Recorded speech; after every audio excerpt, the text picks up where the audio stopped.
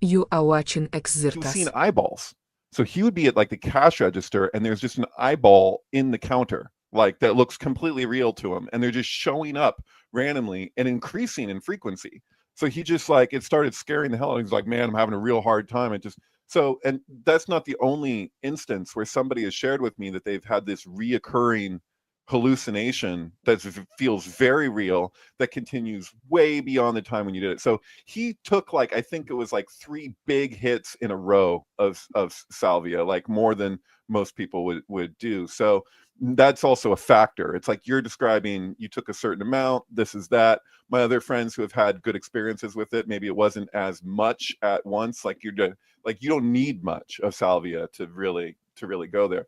At which point you start seeing the machine elves who are like, oh my god, you see me, you're not supposed to see me, like how do you see me, like that whole thing. Like I don't know how much it takes for that. I'm no expert on any of this stuff, but the fact that it's the one substance that people have described that they completely forgot that they took a substance, that they had no reference for that, and something terrifying was happening, that's one of the reasons why I wouldn't recommend it. Whereas like, Also, because I the physical thing. I remember being in a car crash with my girlfriend while we were sitting in a parked Volvo. You know what I mean? Like because you just like and everything's being pushed against your face, and you're just the The physicality of it's pretty intense. the best description that I've come across, and it was in a book I found on Amazon about salvia. It's called like Lady Salvia or something. But he had the best description that I've never been able to like forget the way to describing it. And that when you say that your face is getting smushed, and some people talk about merging with a wall or a chair, and then like their body like spreading out in all dimensions,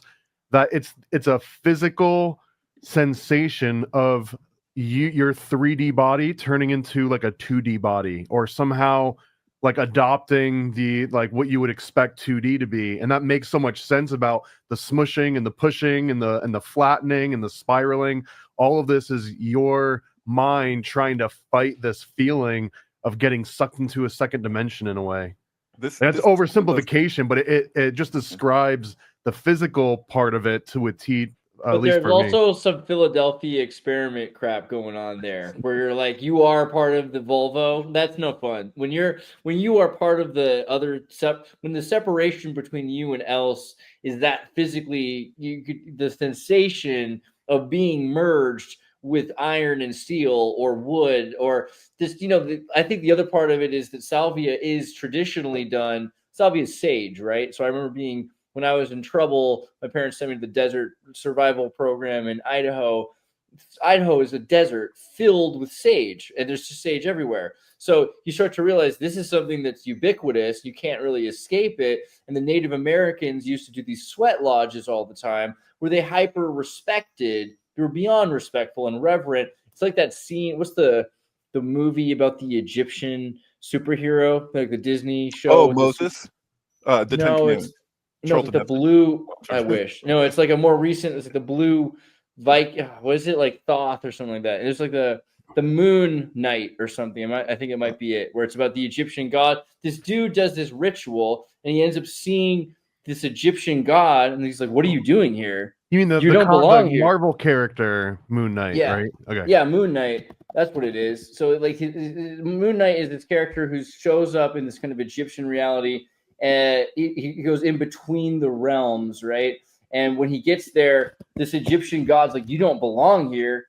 Get out of here." Salvia is like that. It's like you don't, like I used to deal with every once in a while for 5 minutes at a time the most reverent of your super soldiers in Native American kind of, let's imagine them as Mormon characters, like the ancient Native American characters, like respectful, right? But some kid at a gas station who buys some salvia is not the thing that the spirits of the spiritual realm are looking forward to entertaining. I got to push back a little bit. Fucked up, right? Let's get fucked up. Like it's okay. Yeah. I don't think they like that, and I think they're like, you know what? Let's just take the wall and make it the floor, and let's make the ceiling make that. Let's make everything. Let's just flip it on.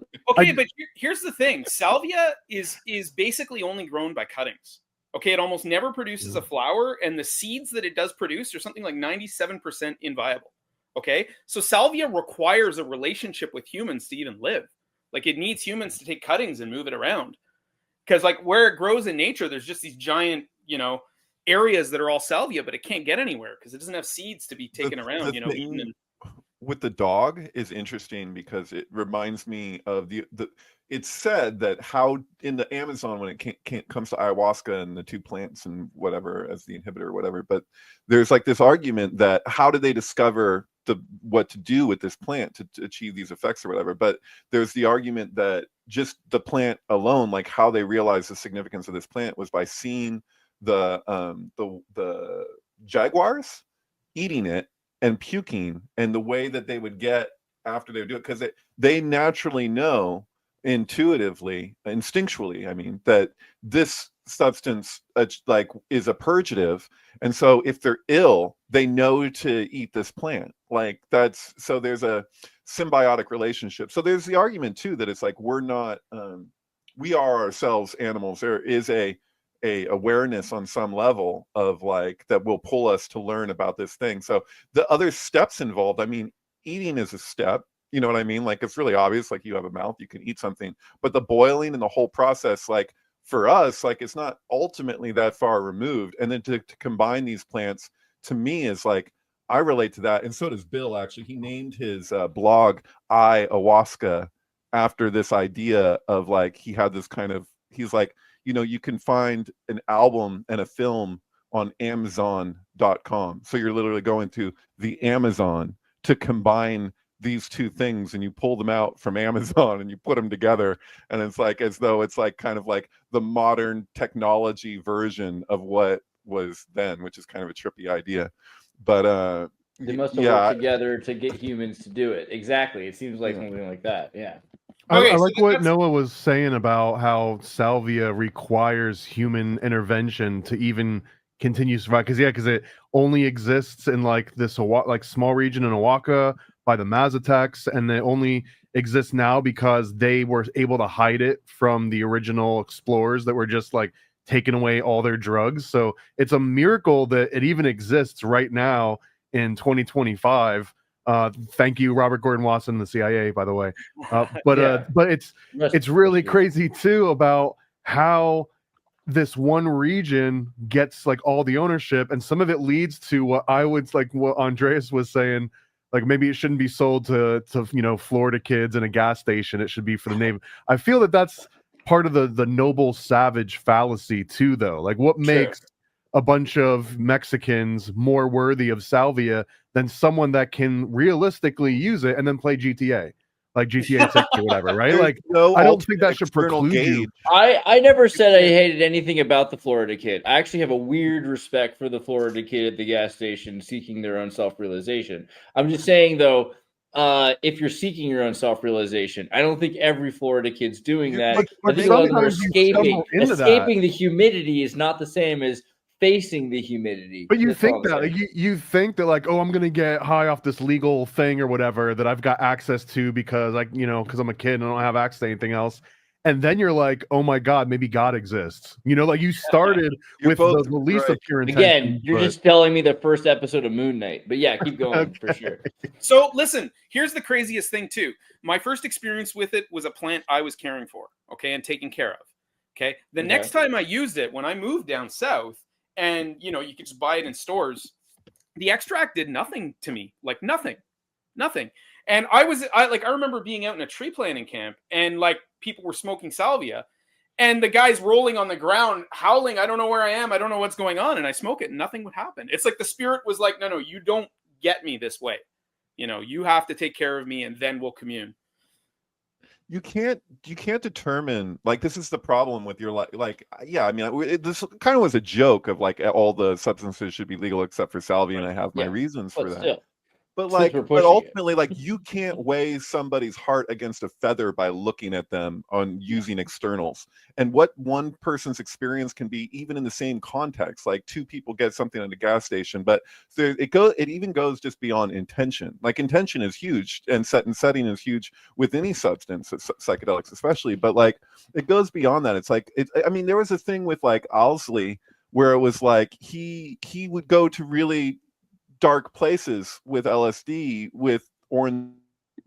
One person's just, you know, totally like, you know, just blissed out peace, love, crystal hippie experience with the same substance can be somebody else's really like dark, turn to the dark side kind of trip, so it's like there's no way externally to gauge that in any superficial way. Like it's such a personal subjective reality, like you just can't know. So I think we should start with it. I think we should, like, if we're going to legalize all drugs, we start with salvia, because in a we way do that. what kind It is of and then legal. some It's It got already. That's the criminalized thing in about. Canada. That's the point. Salvia is the drug that you accidentally find because you're like, well, I don't want to do real drugs that are illegal. So let me smoke yep. coffee. What do you got else? Oh, there's a sage plant. Whoa, that's literally 90% of the feels story like ever. a effed up thing from the government. Like it feels like, I'm not saying that's what it is, but it feels that way to me, where it's like, oh well, you can have this. Oh, the thing that's gonna put Well, me into a again, fucking dude, straitjacket if Robert, I take it too far. Like that's cool. Like is that the plan? Like I don't know, man. Just exists, bro. Yeah. again, right. Robert Gordon Wasson. So it did technically come from the government if you wanted to like follow that.